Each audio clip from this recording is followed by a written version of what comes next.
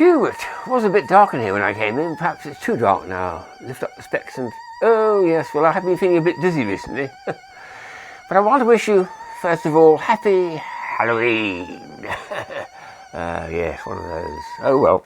I thought I'd show you some of the magic chopping chores because they're a bit gruesome, at least the first two are, and see what you think. We came across this quite recently, and it's nice to see this back again after many years of absence, because these other ones are about 30 years old. I want to show you each of them. The idea, as you probably know, is you put this in here, you're fighting the Pirate King, and you've got your cutlass ready, and somehow his sword doesn't seem to cut off your cutlass. It's still intact. It's a magic chopping sword, because he can't seem to be able to win the fight. So the others all work in the same mechanism, but with very different artwork in them. I have to say the first few from about 40 years ago are really quite gruesome. I mean, there's a bull with his head cut off, and there's the bull before it's cut off, there's the head. And the matador merely has to swipe through with his sword and kill it, but somehow he doesn't seem to be able to succeed because the bull's head is completely untouched. Extraordinary.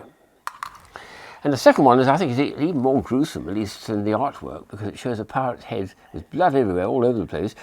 The pirate heads, actually, you've got a choice of two. That one looking very cheerful, and on the other side, you've got a different sort of pirate looking. So we'll see if we can have a go at getting this one to fight.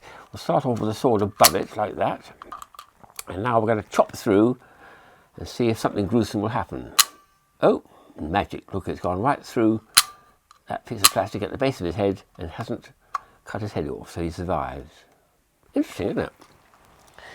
And then a very early one here, also from this time, is peculiar ideas because it's obviously a snake charmer, but what's he doing cutting the snake's head off? He's cutting off his nose, despite his face. He's taking away his means of livelihood. But there we are, that's what they want to do.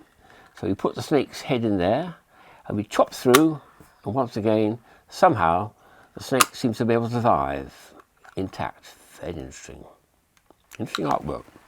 And the last one is totally ungruesome. It's actually just a woodman who's been growing a plantation of Christmas trees. And the idea is to chop the top of one of them, put it on the truck and take it to the Christmas market. And here's the top of the tree. Christmas tree. Very sweet. He's going to have trouble with this because this is a magic chopping sword game. So somehow he's got to get at it and chop it off. But no, he doesn't succeed. And upswing, no, it doesn't succeed either. What an extraordinary idea. How on earth does it work? And what's the solution to his frustration? Oh, well. And then about 2004, which is a few years ago now, a friend of mine, Mark Ducati, came up with a beautiful version for children to play with. It was curious at this time, every single toy, even yo-yos I've got from this period, about 2005, seemed to want to add sweets to it, to add some sort of extra value for marketing. So he had to put in sweets in this. It's nothing whatever to do with the trick itself, which is a shame, but there we are.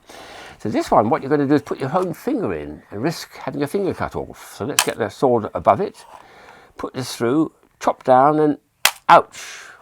No, it's still intact. Not even a trace of blood. Extraordinary. Well, let's try and make it a bit more gruesome than that, couldn't we? Perhaps if I put that on like that. And now we're going to chop through and see if we can really get something going.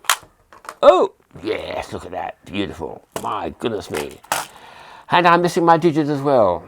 Well, what do you think? Is that gruesome enough for you? Just for me. Happy Halloween.